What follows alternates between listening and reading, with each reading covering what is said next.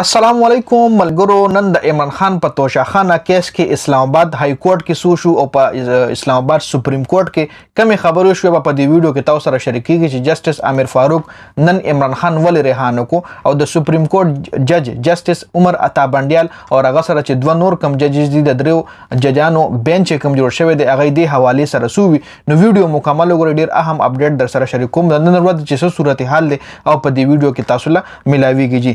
نن اخیره مرحله کې جسټس عامر فاروق ټوله بازی بل طرف ته واړوړه. هر څه د عمران خان په فیور کې روانو. د عمران خان وکیلانو ډیر زبردست طریقې سره د عمران خان ډیفنس وکړو. د نن ورځې مکمل عدالتي اپډیټ په دې ویډیو کې تاسو سره شریک کیږي.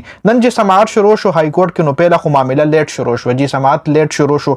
د عمران خان چې کوم اپوزیشن وکیل د الیکشن کمیشن وکیل وقار احمد نوم د ماخیل هغه معاملې لیټ کول. جی بیا پکې په منځ کې وقفه هم راغی. بیا سپریم کورټ وی چې های کورټ نه اډر راشي نو موږ به فیصله کوو. ځکه سپریم کورټ د های کورټ د فیصلې په انتظار باندې. د نن ورځې نوې خبردار چې د عمران خان سزا جسټس عامر فاروق عدالت کې معتدل نشو. جی د عامر فاروق څخه خبر تاسو وړاندې کېدم، د جسټس عامر فاروق څخه خبر دي چې هغه تاسو وړاندې کېدم، تاسو له خپل پته ولګي، تاسو له خپل اندازو شي. د نن ورځې اپډیټ سره جسټس عامر فاروق وی چې کله د ضمانت معاملې وین او عدالت میرټس باندې کیس مخکې نه بوزي. بیا یې وی چې دا خو مختصر سزا ده، دا سزا خو نوټس نه بغیر هم معتدل کېدی شي. خو د دې باوجود هم جسټس عامر فاروق د عمران خان سزا نن معتدل نکړه. جی نن جسټس عامر فاروق ومنل چې فیصله جلبازی کې شوې ده او د هغې باوجود هم د عمران خان سزا نن کینسل نشوه. د عمران خان وکیلانو داسې ډیفنس وکړو چې جسټس عامر فاروق هم ومنل چې عمران خان دا کومه فیصله وه دا جج همایون دلاور ډیره په جلبازی کې کړې ده، چونکې هغه اګری شو چې بالکل دا فیصله غلطه شوې ده او په جلبازی کې شوې ده.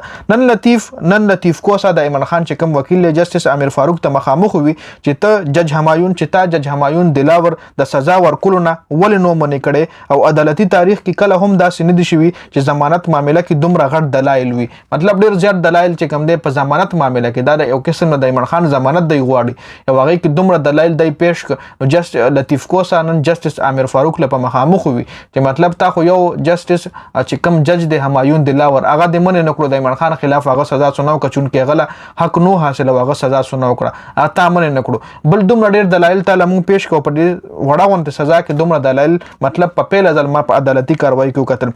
نن جسټس عامر فاروق د کیس فیصله سبا پورې ډیلی کړه. د الیکشن کمیشن وکیل کم چې د عمران خان خلاف کیس لړاوي هغه خو هم خپل دلایل پیش کړل.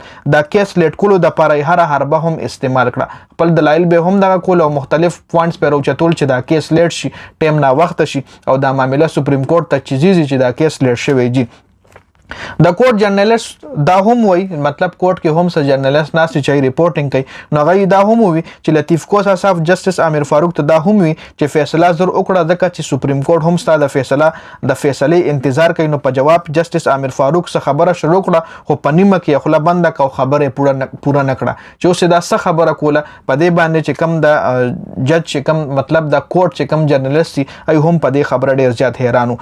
بیا د الیکشن کمیشن وکیل جسټس عامر فاروق ته وی چې سبا د کیس فیصله مکوه، سبا جمعه ده او د جمعې پر ورځ ډیویژن بنچ نه کینو. جسټس عامر فاروق ورته وی چې نه سبا به فیصله وي او هر کس پر راځي چټي نشته رځي. بل طرف ته سپریم کورټ درې رکنی بنچ د های کورټ د فیصلې په انتظار خو اسلام آباد های کورټ فیصله ونه کړه. اوس کچري سبا د اسلام آباد های کورټ د عمران خان رهانه کې او د عمران خان په حق کې فیصله ونه کړي نو سپریم کورټ هم کیس نوري. اوس سپریم کورټ سبا ولې کیس نوري؟ ځکه چې د سپریم کورټ یو جج دی جسټس مظاهر علي نقوي، د سپریم کورټ چې کوم بل مشر جج دی جسټس عمر عطا بنډیال له درې رکنی جج چې کوم دی درې رکنی بنچ جوړ کړی دی. ای کې جسټس عمر عطا بنډیال دی، یو پکې جسټس مظاهر علي نقوي دی او یو پکې بل جج دی. نو جسټس مظاهر علي نقوي چې کوم دی نن دغه روان شو لاهور ته روان شو. نو سبا مشکل ده چې هغه لاهور نه راواپسې دغه شوی. نو سبا د سپریم کورټ کچري لاهور های کورټ عمران خان ته ریلیف ورنو کو، عمران خان رهانو کو، نو سپریم کورټ هم دا کیس سبا ناوريږي. بل سپریم کورټ به بیا فیصله بل هفته کې کوي او د بل هفته ورځ هم پته نشته چې د پیر پر ورځ به کوي، د منګل پر ورځ به کوي یا د بود پر ورځ به کوي. نو سبا هر څه چې کوم دی اسلام آباد های کورټ باندې ډیپند ده چې سبا عمران خان کچري د اسلام آباد های کورټ رهانو کو ریلیف ولور نه کو نو بیا بل هفته کې هم پته نه لګي چې کیس په کله په سپریم کورټ کې لګي. نو تر اوسه پورې دا نن ورځ چې کوم اپډیټس د نن ورځ چې کوم حالې زلوي په عدالتونو کې او شو په های کورټ او په سپریم کورټ کې امه تاسو سره شریک کړي. رضایت مننه جی، والسلام.